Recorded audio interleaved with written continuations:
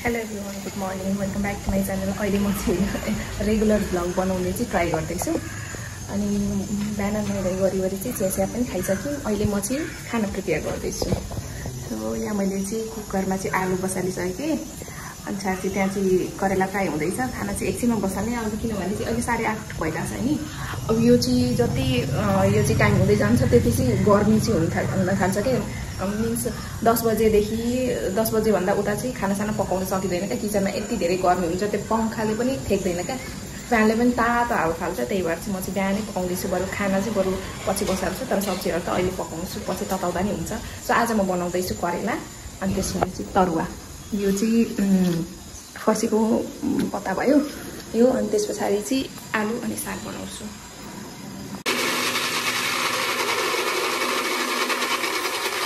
अहिले चाहिँ म तरुवाको लागि चाहिँ ब्याटर बनाउँदैछु, जसमा यसमा चाहिँ मैले चामल लिएको छु, हाफभन्दा धेरै चामल, अनि अलिकति गहुँको पिठो, अनि बेसार हाल्ने, धनियाँको धुलो, सला त्यही हालेर अनि यसलाई चाहिँ पानी हालेर अनि मिक्स गर्ने। यसमा यहाँ पकाउँदैछु तरुवा करेलाको भयो। यो चाहिँ पकाएर 9 बजिसक्यो, यस्तो गर्मी भइसक्यो अहिले नै, छिटो पकाउँछु।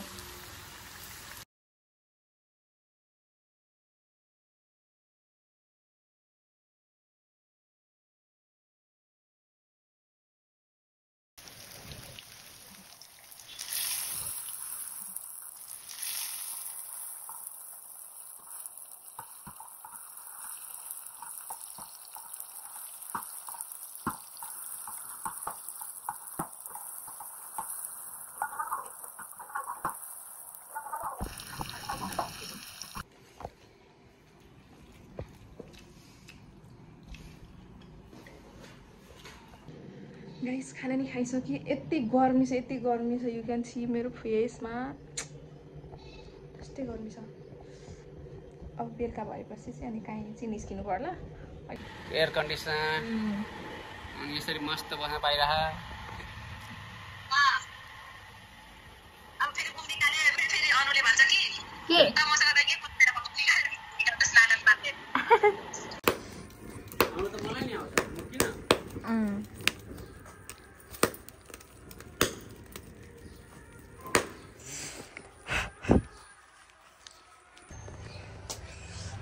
अहिले हामी आफ्नो बारीमा छौँ, गार्डन अम्बा, यो मान्छे पनि फलेको,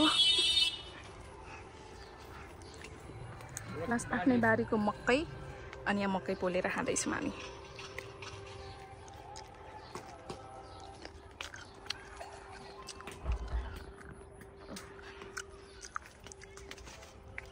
मर्चायो रोप्ने।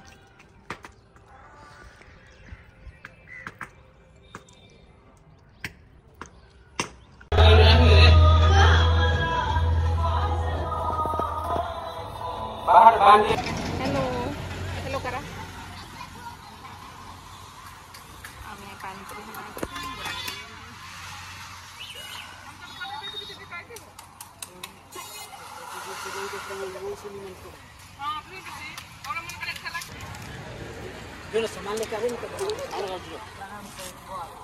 स्लोली खा, स्लोली।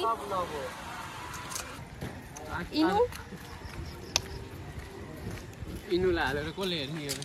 सबले हेरिहाल्छ नि, इनु हेर्छ। Cute little Nandaji.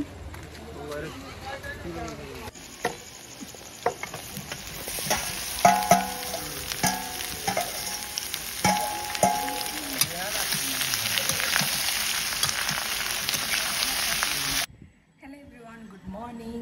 आज डे 3 है, घर आएको चाहिँ डे 3 हो। अनि बिहानै उठेर मैले चाहिँ चिया पनि खाइसकेँ। चिया खाएर अनि अहिले चाहिँ खाना पकाउँदैछु। सो खाना म चाहिँ दाल पकाइसकेँ, भात बसाल्दैको छु। अनि त्यसपछि यो आलु फ्राई चाहिँ बनाउँछु भनेर बसेर चाहिँ यो भिन्डी चाहिँ मम्मीले ल्याउनु भएको होइन, तर कस्तो छिप्पेको रहेछ क्या भिन्डी चाहिँ, र पनि आलुसँग चाहिँ मिक्स गरेर बनाइदिन्छु। अनि प्लस गुन्द्रुकको अचार बनाउनु सोचिरहेको छु। अनि यो लट्टेको साग मम्मीले ल्याउनु भएको छ, जुन चाहिँ मलाई चाहिँ मन पर्दैन, तर पनि म पकाइदिन्छु। यो खाना अलमोस्ट भइ नै सक्यो। अब यसमा चाहिँ म चाहिँ टमाटरको अचार चाहिँ बनाउँछु अनि गुन्द्रुक पनि रेडी छ। अचार गुन्द्रुकको अचार चाहिँ बनाउँछु। अहिले 9 बजे अनि खाना आज मैले पकाएको छु दाल, साग, आलु भुजिया, टमाटरको अचार। That's it. हेलो गाइस, अहिले म रेडी भइसकेँ अनि आफ्नो माइती जाँदैछु। प्लस बहिनीको घरमा पनि जानुपर्ने छ। फर्स्ट भनेको चाहिँ माइती जान्छु अनि त्यस पछाडि चाहिँ अनि बहिनीकोमा चाहिँ जान्छु होला। बाई।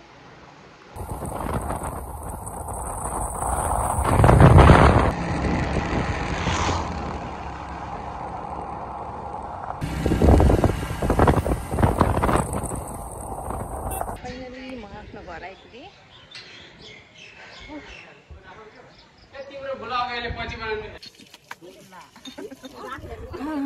म अहिले मेरो माइतीमा छु। द भ्यू 10:30 भइसक्यो। खानसान खाएर भर्खर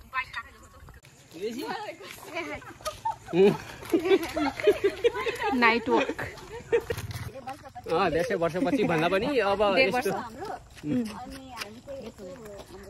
night walk evening walk day walk भन्दा नि हिँडिरहेछन्। अनि यहाँ हाम्रो दिदीहरू, बहिनी, दिनाजु अनि म हामी सबैजना घुम्न गइरहेछौँ नाइट वकमा। अनि त्यस्तै भइरहेछ। गीत त भिनाले कस्तो गीत गाउँछ होइन, तर भोजपुरीको गीत गाउनु न। होइन त्यो चाहिँ मलाई फुल लिरिक्स आउँदैन। जति आउँछ त्यति धेरै वर्षपछि हामी सबैजना आएको आउनु क्या मलाई। वर्षपछि होला। तर जे भए पनि कस्तो हुन्छ यो यस्तो मुभमेन्टहरू एकदमै रेयर हुन्छ। अनि हामी सबैजना नाइट वकको लागि आएको छौँ। भएर यसरी Don't call it drunk, Baba.